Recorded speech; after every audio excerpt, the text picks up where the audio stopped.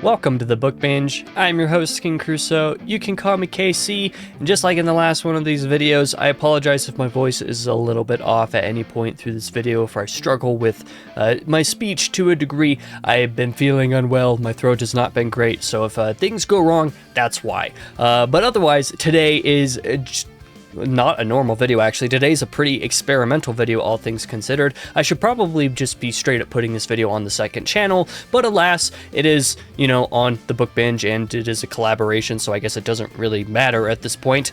What is today's video talking about? Well, it's talking about a book series from the purported Korean Tolkien book series called The Bird That Drinks Tears by Lee Young-do, and the reason we're talking about this today and the reason why the second channel is involved with it is because of the video game announcement at, during the February Sony State of Play that's titled Project Windless, which I guess I'll probably just go ahead and show gameplay over the top of this section. What is Project Windless? Let's just answer that question first off. In that somewhat recent Sony State of Play video, this game was showcased, It seems like it's still in relatively early development, i.e. not super close to release, and I can't say that I was immediately or completely sold on what the trailer shows us, but there are some pretty cool world-building ideas on display within this trailer, and some certain character-building stuff that are pretty striking, or rather character design stuff that I found to be pretty striking.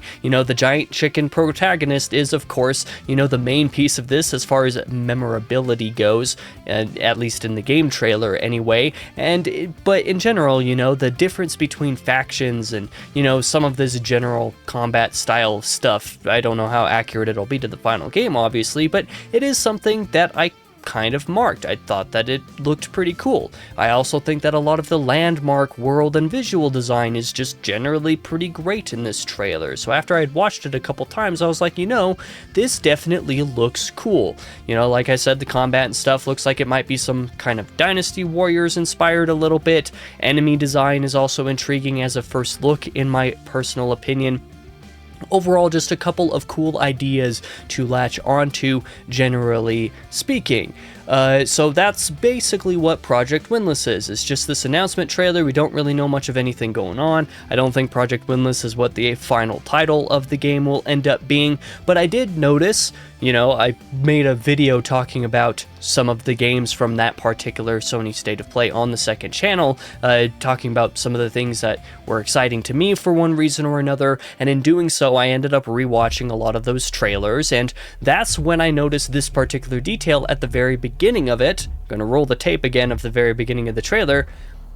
From the acclaimed novel series, The Bird That Drinks Tears, which is from the book that I just held up at the beginning of the video as well, acclaimed novel series. This game was based off of books, so I went and did some digging after I watched the trailer the second time. Turns out that the game is kind of based off of the world and ideas of The Bird That Drinks Tears, from this Korean fantasy series, an author that is basically called at various different places the Korean Tolkien, the founder of basically Korean fantasy, I suppose, as far as I understand. How true all of that actually is, time will surely tell, but in looking up the series, I found out that there was no English translation, or rather that the English translation of Book 1 was releasing this year in 2026, and so on a whim, I decided to pre-order it, because it was up for pre-order when I looked it up, and now I have it. This video is being made at the basically immediately after the book just came out. So, I'm holding it now, or at least Book 1 anyway, and I believe that the next few books are planned to also release in this translation in the relatively near future. I hope it's not any longer than like one book a year or something like that. I haven't seen any nailed down actual timelines for the rest of the series actually coming out, but I love the cover, I love the cover design. Even the spine design is pretty neat.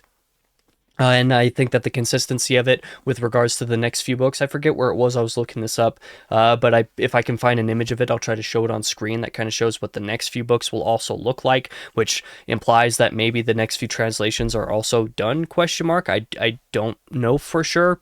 that's complete, not even hearsay. That's speculation on my part, so don't take any of that as fact at all, please. But you know, like I said, I decided to get the first book. The conceit sounded very interesting to me, and so based off of the conceit and the Wikipedia article related to the series, it just seemed like the impression that I got from the game trailer with regards to interesting different factions and the different, you know, general design, character design and stuff like that was a pretty good impression to have, because that is a big part of what this world is based on, right? So let me see if I can read the blurb to you guys here. So let's go ahead and give that a shot.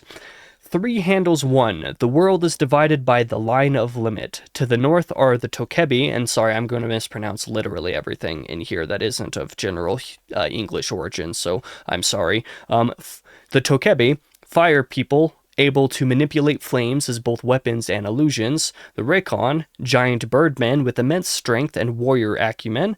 And the humans, as divided as the other races, are unified. To the south are the Naga, a reptilian people who relinquish their hearts for immortality. Relinquish their hearts for immortality? Doesn't that sound cool? I'm sorry, this isn't sponsored at all. I'm just saying, like, that actually sounded very cool. That's why I picked up the book. For centuries, the races didn't cross that line, but change is in the air. A Naga is being sent north, and a trio, one from each race, is being dispatched to make sure this agent from the south makes it out alive. But the illusion of a simple journey is quickly dispelled by the fact that the Tokebi is merely a scholar, not an adventurer, the Rikon is deathly afraid of water, and the human hunts and eats Naga. And when the Naga they're supposed to be escorting out of the Kiboran forest is murdered, the one sent to replace him turns out to very much have a heart, meaning he's quite vulnerable to the dangerous exodus. The 4 must quickly forge an alliance and shed the distrust and prejudice that plague them if they are to survive. And just as crucial, they must figure out what this mission is actually about, because unbeknownst to them, the very fate of the world might rest on this one Naga, making it to the north intact. A classic not to be missed, The Heart of the Naga is epic fantasy at its best, translated into English for the first time by Anton Herr. So that was the blurb. That's basically the concept of the book. That, again, like, I was very interested in that when I read that, and based off of what I saw in the trailer and kind of what I heard about the series based off of the Wikipedia article, and then a little bit of discussion online, because it's still relatively niche thing, apparently, because it's, again, translated into English for the first time right now, so that's a no small thing. But yeah, just very curious to see what this is like based off of all of that, and, you know, cool that a game trailer in a Sony State of Play is what got me to pick up the book. So that is what this video is about. It's just kind of expressing some of my interest and maybe letting a couple of people know that this exists who might not otherwise know about it.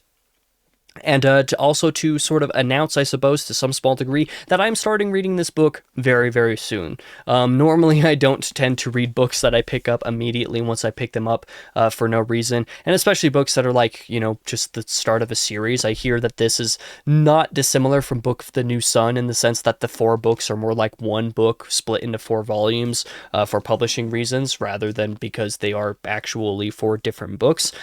So we'll see how I end up, you know, handling that as I read the book, you know, how I'll feel about the ending or whatever, depending on what the timeline for the future translations are. But I decided that when I picked this up, I kind of gave it a shout amongst some of my friends in a Discord server, and was like, hey, I'm interested in giving this a shot. Would anybody want to read it with me when it comes out in June? And one of my friends did decide to pick it up alongside me. We do not yet know when Project Windless, the game, actually releases, obviously, and we also know that it isn't a direct adaptation, but the first book, out of, you know, piquing my curiosity, I did decide to read it immediately, like I said, and so we're going to be doing that. I don't know why I decided to prioritize this book so sharply when I typically don't do that kind of thing, but in short, I'm reading the book next week. Basically, June 15th through 20th or so is basically the guaranteed week that I'm going to spend reading the book. It could extend a little bit longer. I was anticipating the book to be closer to 500 pages. It's only like 430, and it's not even like these pages are particularly dense in the word count per page, so it might not take me too super long. So I'll anticipate anywhere from 1 to 2 weeks for me to read this book over the next couple weeks after this video's release.